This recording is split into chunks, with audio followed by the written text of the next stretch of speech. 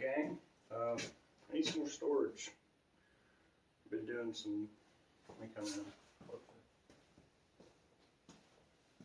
I have been doing some jobs for my aunt and her boyfriend, fiance, I'm not sure at this point. Rewards me in lumber. So I got some sawmill poplar planks. I got some sawmill telephone pole 2x4s, and we'll make another shelf.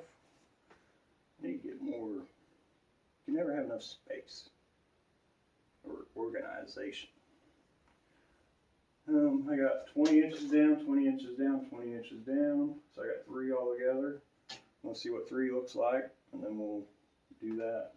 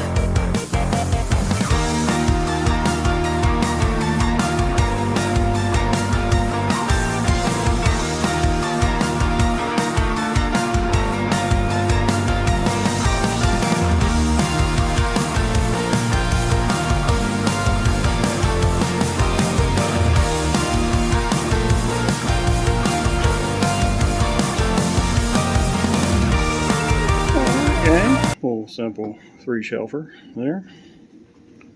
7 inches wide, 7 inches wide, 8 inches wide. If you're wider up top, the way it's not out further down below. We'll get rid of the storage cart because it hasn't been used in 25 years. Really, I just want to put like the stuff like that up there. So that's a blind hole bearing cooler, a Dremel kit, and whatever else I can find up here. But yeah, simple little shelf. Considering it's not protruding out too far, I didn't figure I'd have to put any braces on it. It's not, if it was out a couple feet or so, I'd think about it.